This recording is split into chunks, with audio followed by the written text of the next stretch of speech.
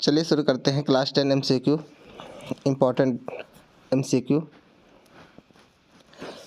चलिए शुरू करते हैं क्लास 10 SST इम्पॉर्टेंट MCQ को। पहला क्वेश्चन है, up to what amount does the national level consumer court hear cases. मतलब जो नेशनल लेवल कंज्यूमर कोर्ट है वो कितने अमाउंट तक केसेस को सुनती हैं। मतलब अमाउंट कितना होना चाहिए जिसमें हम नेशनल लेवल कंज्यूमर कोर्ट में मुकदमा कर सकते हैं। तो कम से कम कितना होना चाहिए, अबव 1 करोड़, 1 करोड़ से ज़्यादा होना चाहिए। जो अमाउंट होना चाहिए कितना होना चाहिए, 1 करोड़ से ज़्यादा होना चाहिए। उसके बाद अगला क्वेश्चन है, which day is celebrated as national consumer day.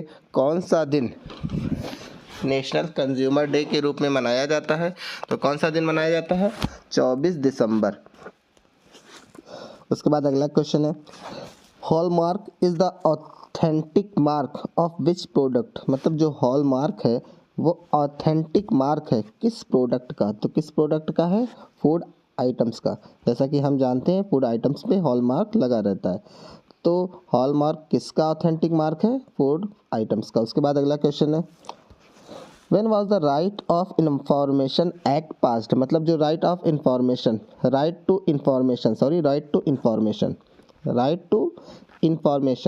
तो right to information act कब पास किया गया था। तो कब किया गया था, इन अक्टूबर 2005। उसके बाद अगला क्वेश्चन है, up to what amount do the state level consumer courts hear cases. मतलब कितनी अमाउंट तक जो स्टेट लेवल कंज्यूमर कोर्ट्स है उसको सुनती है। मतलब हम कितनी अमाउंट तक का जो पैसा हो वो स्टेट लेवल कंज्यूमर कोर्ट्स में उसका मुकदमा कर सकते हैं। तो होना कितना चाहिए, 20 लाख से 1 करोड़।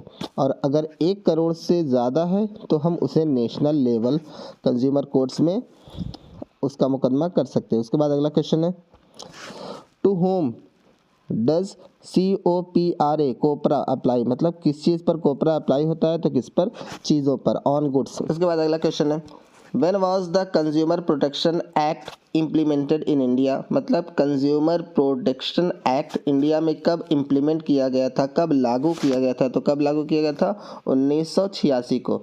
उसके बाद अगला क्वेश्चन है, the organisation which sets standards for products at the international level is called. मतलब वो ऑर्गेनाइजेशन जो इंटरनेशनल लेवल पर प्रोडक्ट्स के लिए स्टैंडर्ड सेट करती है उसको कहा जाता है, क्या कहा जाता है, ISO।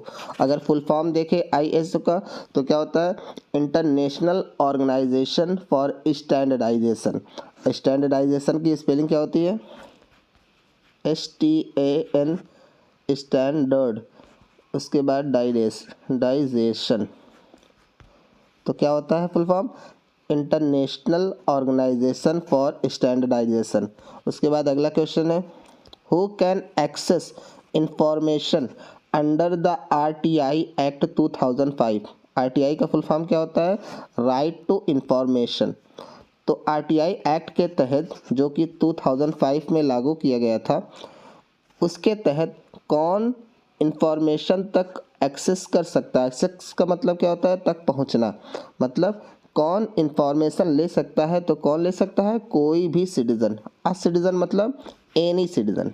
सिटीजन मतलब एनी सिटीजन, मतलब कोई भी नागरिक हो तो जो वो RTI के तहत क्या करता है, क्या कर सकता है, उसके पास राइट है कि वो इंफॉर्मेशन ले सकता है। उसके बाद अगला क्वेश्चन है, the ISI logo can be seen at. मतलब जो ISI लोगो है, ISI हॉलमार्क का निशान है, वो कहाँ देखा जा सकता है, ऑन इलेक्ट्रिकल गुड्स। मतलब जो इलेक्ट्रॉनिक्स चीज़ें हैं उस पर। उसके बाद अगला क्वेश्चन है, for which products is egg mark and authentic mark. मतलब कौन से प्रोडक्ट के लिए जो एग मार्क है वो ऑथेंटिक मार्क है। तो यहाँ पे बाहर लिखा है, यहाँ पे फूड होना चाहिए, क्या होना चाहिए, फूड सब्सटेंस। मतलब जो फूड प्रोडक्ट होते हैं उनके लिए, जैसे फूड प्रोडक्ट्स का मतलब जैसे फ्रूट्स हो गया, वेजिटेबल्स हो गया, जिसको हम खाते हैं, ऐसे सब्सटेंस के लिए, ऐसे पदार्थों के लिए जो एग मार्क है वो एक ऑथेंटिक मार्क है। उसके बाद अगला क्वेश्चन है, यहाँ पे बाहर नहीं बल्कि फूड होना चाहिए, फूड सब्सटेंस। उसके बाद अगला क्वेश्चन है, where should a consumer go to get justice, मतलब जो कंज्यूमर है वो जस्टिस कहाँ पा सकता है, तो इसका आंसर हो जाना चाहिए एप्रोप्रिएट कंज्यूमर सेंटर में। उसके बाद अगला क्वेश्चन है when was the right to information act implemented, फिर से क्वेश्चन रिपीट हो गया, तो कब इम्प्लीमेंट किया गया था right to information RTI act, तो ये कब 2005 में। अगला क्वेश्चन है when was the consumer protection act enacted, मतलब जो कंज्यूमर, फिर से क्वेश्चन रिपीट हो गया 1986 में। तो ये था लास्ट क्वेश्चन। Thank you.